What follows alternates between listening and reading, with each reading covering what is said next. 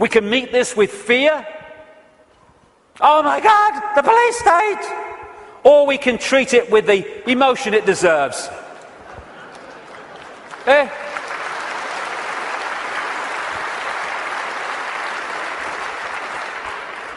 What we have to do is comply. Compliance! That's what we have to do. Because if we don't comply, the control system's in desperate trouble. So it has to frighten us into complying for fear of not complying and the consequences that come from that. Well, hold on a second here. There's something about this that ain't right. When we look at this structure, we look there for the power. But why is that there? Because these silly sods are holding it up there. This is the power. They have to persuade them that they have the power, so they don't take the power to bring that crashing down. Fear of bringing it down through fear of not complying. Once we step out of the pyramid and refuse to cooperate with it, no violence necessary, by the way, then the pyramid starts to collapse because we're holding it together. It's a house of cards. That's all it is. Oh, it's the control system. It's a house of cards. Simple thing. People are being fined ridiculous amounts of money for putting their wheelie bins out on the wrong day or too many inches from the bloody curb. And people go, I don't know, what's the world coming to? It's the big brother state, innit? And then what you going to do? What time's that game show on, honey? Terrible and bloody thing, I don't know. What? What's that going to do? Don't tell me. That's Big Brother. It's little me that's causing that, not Big Brother. What if thousands of people, when someone is fined that money for that ridiculous thing, and like I say, they're just giving us more and more ridiculous things to see how much we'll take before we resist, and when we don't, they give us even more ridiculous things. What would happen if when someone is faced with that fine, thousands and thousands of people in that area put their wheelie bins out in the wrong place on the wrong day, week after week after week after week?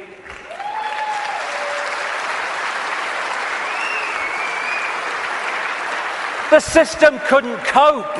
We have the numbers. And I see this, your vote is your voice, be heard. Bollocks it is.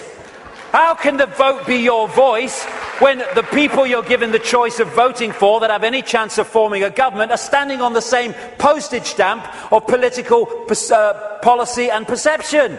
There's no choice. We've reached a point now where the vote becomes a voice when we refuse to vote. We refuse to play the game anymore.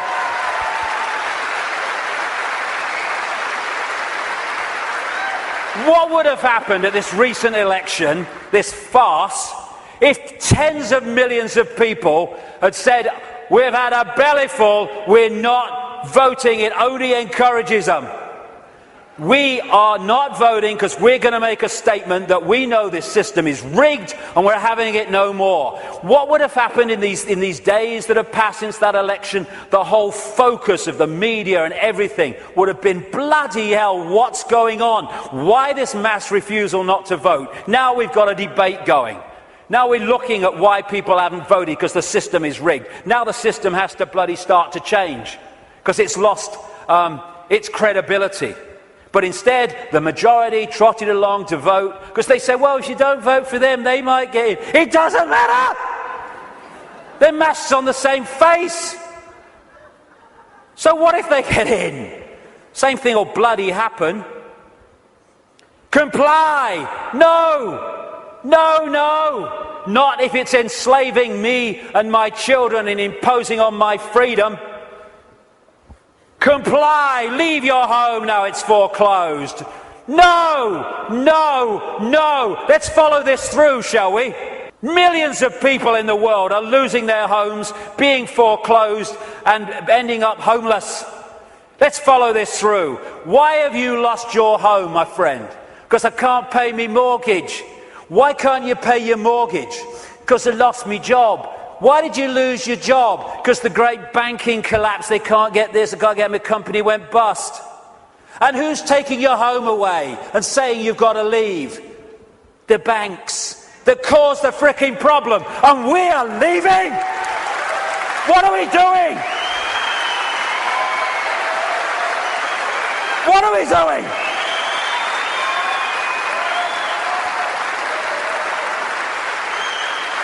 No, we won't leave when the banks have caused the problem and now they're telling us to leave to take the assets. No, we won't. And people who are not being foreclosed need to support those that are. We're all in this together.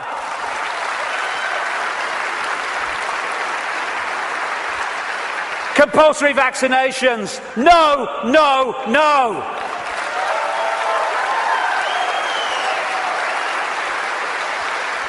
You must do what we say. We have changed the law. Not if you are imposing on my freedom and my rights to be a free citizen with a free voice. No, no, no. What are they going to do? They come out of Downing Street, whether it's Clegg and his mate bloody Cameron, or it's bloody Obama, or whoever it is in America, and they say, we've had a discussion and this is what we're going to do. What if vast numbers of people say, well, we ain't doing it? They have got no power whatsoever. Their power comes in our acquiescence. Oh, but you can't defy the law. Okay, let's follow this through, shall we? By the way, while I'm talking, put your arms out and I'll put the handcuffs on, because that's what you're telling me. What you're telling me is this. We have no say in laws that are passed. And then we have to obey those laws. Well, okay, forget freedom then.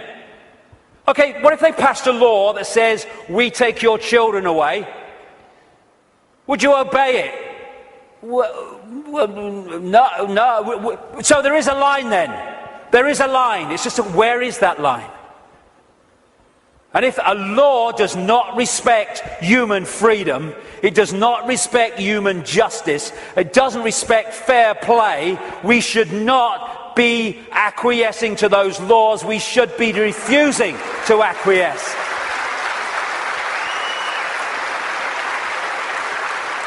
What we need is not compliance, we need a non-comply dance, where we beat to a different drum and we dance to a different drum, where we refuse to acquiesce to this control system that seeks to enslave us even more than it already has. Non-comply dance. Do this, comply. No. No. But we need to do it en masse. Oh, we do it with a smile on our face. We're consciousness. All that has been, ever will be. Why shouldn't we have a smile on our face? And smile and feel for these people who are enclosed in mind trying to enslave us. But we need to do it en masse. Because if we don't do it in numbers, then people get picked off. That's what's happening. I am all that is, has been, ever will be. You cannot grant me my freedom. It is not your gift to grant me my freedom or take it away, because I am, we all are, freedom.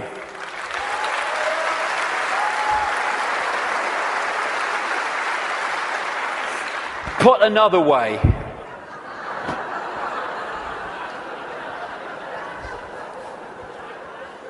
what would infinite consciousness do? Move perspective, little me, all that is. What would infinite consciousness do in the situations that we face, as against what would mind do? If it's not right, don't do it. If it's not true, don't say it. Absolutely right. You know what would change the world overnight? Is if we as a human race started doing what we knew to be right and just in the circumstances that we face, instead of making those decisions as so many people do and have long done on basis of what is right for me in this circumstance that I face. Okay, the just thing to do might not be in the moment the best thing to do, but it's the just and right thing to do. And if we started doing what we knew to be right when we're faced with these decisions, as opposed to what we perceive is right for us in the moment, although doing what is right for us in the eternity, then everything would change. If we want a world of peace, then be peaceful. It sounds trite, it sounds simple, but it's devastatingly profound. That's what we need to be with each other. You know, we have people going on anti-war marches who are hurling abuse at each other in their relationships and stuff like that. If we war with each other, then the collective version of that is warring collectively. If we want peace, let's be peaceful. If we want a world of kindness, then let's be kind. And it must come, for goodness sake. It must, if we're all kind to each other. We live in a kind world. Martin Luther King said, cowardice asks the question, is it safe? Expediency asks the question, is it politic? Vanity asks the question, is it popular? But conscience asks the question, is it right? And there comes a time when one must take a position that is neither safe, nor politic, nor popular, but one must take it because it is right. And when enough of us take that stance, everything changes. The revolution is not a revolution of weapons, it's not a revolution of fighting, it's not a revolution of hatred, it's a revolution of perception, because everything changes. I am a lion then. I'm not the lamb I kept seeing in the mirror and the world kept telling me I was. And then that expresses itself out into the true nature of who we are. And miracles become possible. We're going into the epoch of what we perceive as miracles. It's just a greater understanding of the way everything works. And the system must fail when that happens. We're being offered, the truth vibrations are offering us in this time, the chance to open the key to our minds, the key to our hearts, which have long been closed by so many people, the key to the freedom on a level that we cannot comprehend, because until we expand our consciousness, we cannot be aware of the true nature of what freedom is. It's not even what we perceive in this world. Enough of this suppression, enough of this slavery, enough of this enslavement of the few by the many.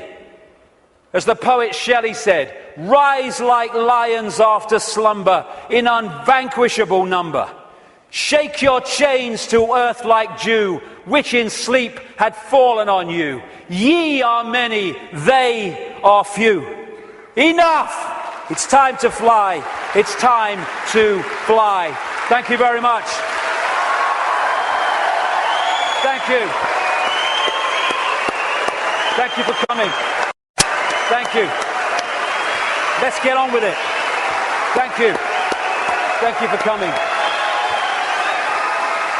Thank you for coming. Thank you.